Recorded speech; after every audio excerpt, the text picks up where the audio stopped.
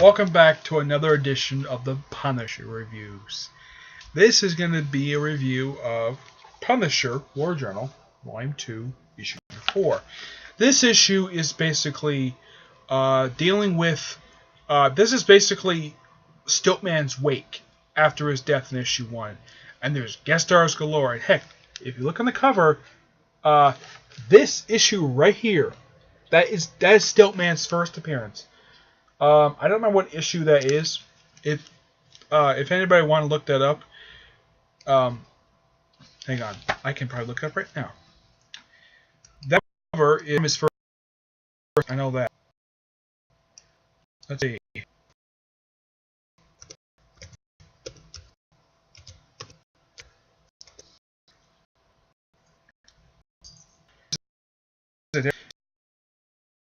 Spider-Man. Okay, his first appearance was in the cover was Daredevil number 8. Very early on. So basically, he counts. I believe he counts as a Stan Lee villain. No, he's created by Wally Wood. Okay, I guess he was the one who took over from Stan Lee. But it takes place. This whole issue takes place at the Bar of No Name.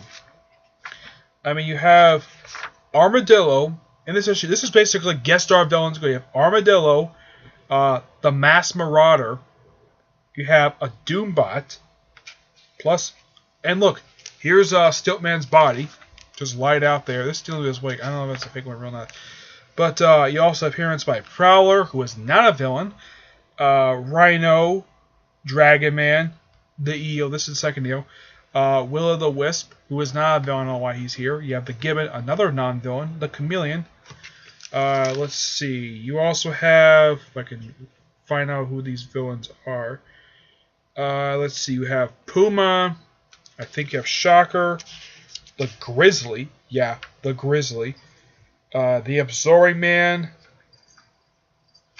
Plus you have appearance by Stiltman's wife, the gorgeous Princess Python, who is a Stan Lee creative villain. First appeared in Incredible Hulk number, I believe, is 6.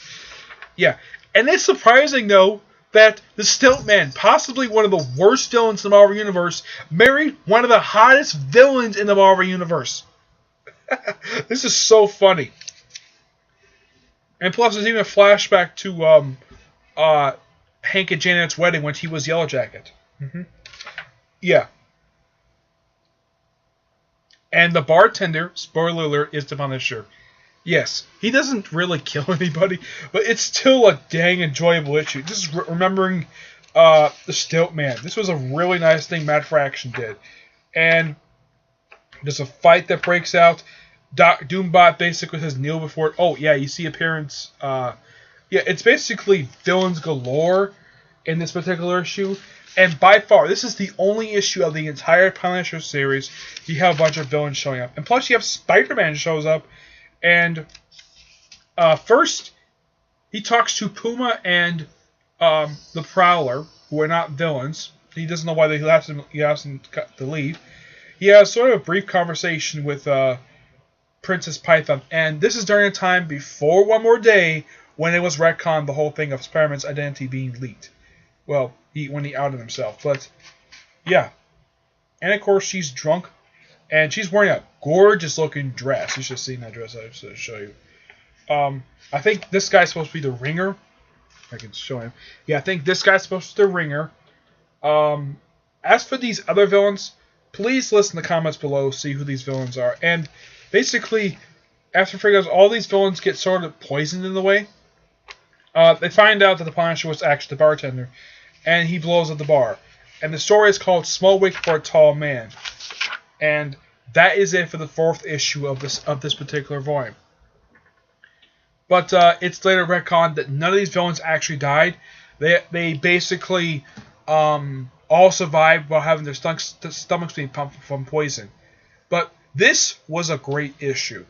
It's actually better than issue 3.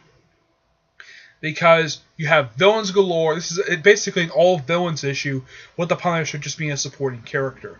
He doesn't do much of anything except blow out the bar and poison their drinks. But, yeah. And Princess... And, wow. Oh, yeah, and this is also an issue where Princess Python hooks up with the Gibbon. Before she leaves him. Yep, before she leaves him.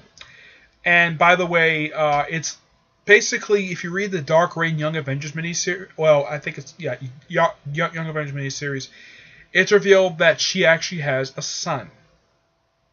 And he tries to kill her, but he survives and joins the Masters of Evil.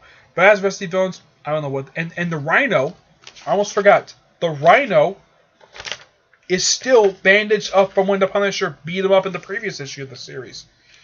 Yeah, he's in a wheelchair. Look at this. He's like bandaged up. He's still pretty much in the same condition, which I do praise the fact Matt Fraction keeps good continuity with this series. And yeah, great issue. Great issue to read. Now, overall, my opinion about this particular issue and the first 4 issues overall is that these are really good issues, despite issue 3's hiccup being kind of a disappointing issue in a way because not much happening. But still, great opening issues for the series, the Punisher War Journal, and I highly recommend these issues. And the next time you see reviews from this particular series, they will be audio-only reviews because I don't have the rest of the issues. But despite that, I'm giving this issue a 8.5 out of 10. Much of an improvement from the previous issue of the series. Alright? That's it. Stay tuned for the next review whenever I get a chance to post it. Until then, be sure to subscribe to this video and like this video. Like this video and subscribe to this channel. Okay? Until then, see you there. Bye.